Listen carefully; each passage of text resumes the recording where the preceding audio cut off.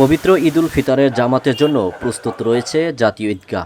এবছর 40,000 নারী ও পুরুষ এই ঈদগাহে নামাজে অংশগ্রহণ করবেন। প্রথম জামাত সকাল 8:30টায়। অংশ নেবেন দেশের রাষ্ট্রপতি ও প্রধানমন্ত্রী তারেক রহমান। সকালে পরিদর্শন করতে এসে সাংবাদিকদের এ কথা বলেন ঢাকা দক্ষিণ সিটি কর্পোরেশনের প্রশাসক বীর মুক্তিযোদ্ধা আব্দুস সালাম।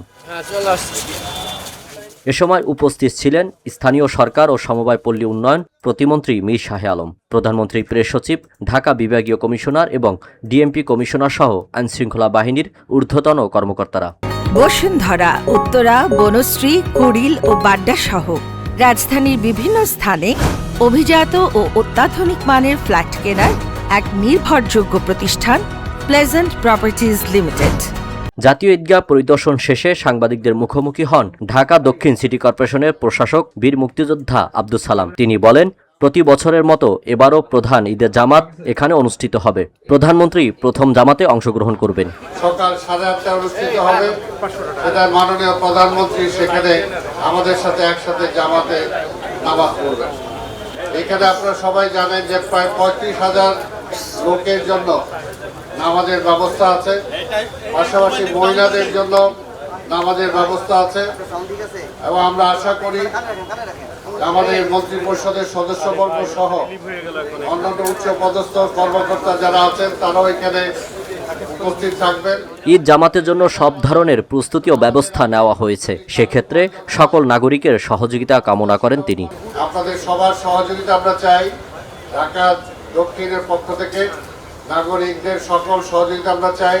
প্রশাসনিক সকল সহযোগিতা ইতিমধ্যে আমরা পেয়েছি এবং ইনশাআল্লাহ ঈদ পর্যন্ত আমরা সেটা পাবো। এতে আমরা আশা করি সাংবাদিক ভাই এবং বোনেরা আপনাদের সাহায্য সহযোগিতা আমরা চাই এবং আপনাদের মাধ্যমে ঢাকাবাসী জানতে পারবে আমাদের সবকিছু কাজে। আপনারা সেই বিষয়টা আপনারা উল্লেখ করে আপনারা প্রচারের ব্যবস্থা করবেন। স্থানীয় সরকার প্রতিমন্ত্রী মীর শাহে আলম বলেন, বিএনপি সরকার গঠনের পর এবারের ঈদগাহে প্রধানমন্ত্রী ঈদের নামাজ আদায় করবেন। এইবারের ঈদগাহ ময়দানের ঈদের নামাজটা স্বাভাবিক কারণে একটু ঐতিহাসিক হবে, এই কারণেই যে এখানে মহামান্য রাষ্ট্রপতি এখানে ঈদের নামাজ আদায় করবেন এবং দীর্ঘদিন পর সারা বাংলাদেশে অবাধ, সুষ্ঠু এবং নিরপেক্ষ নির্বাচনের মাধ্যমে বিপুল সংখ্যাগরিষ্ঠতা নিয়ে বিএনপি সরকার গঠনের পর এই প্রথম ঈদুল ফিতর উদযাপন হচ্ছে এবং সেই উপলক্ষে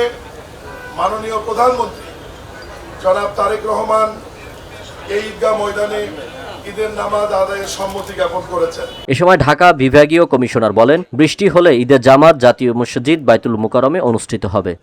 সকালে একটু হালকা বৃষ্টির সম্ভাবনা আছে, সেই ক্ষেত্রে আমাদের ঈদের জামাতটা স্থানান্তরিত বাইতুল মুকাররম মসজিদে অনুষ্ঠিত হবে।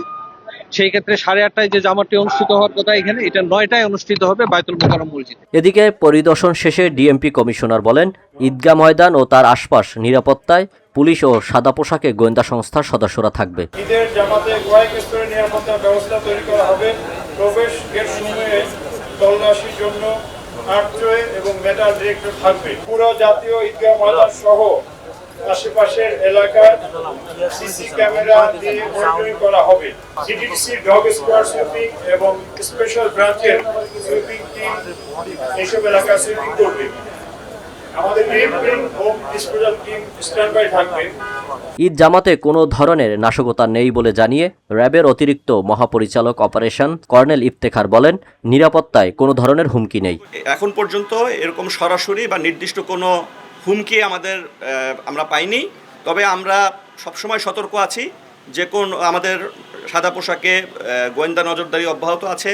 আমাদের এবার অনেক বেশি আমাদের র্যাবের টহল, চেকপোস্ট এবং অন্যান্য যেই আমাদের কার্যক্রম, সুইপিং ইত্যাদি আমাদের এগুলো বৃদ্ধি করা হয়েছে।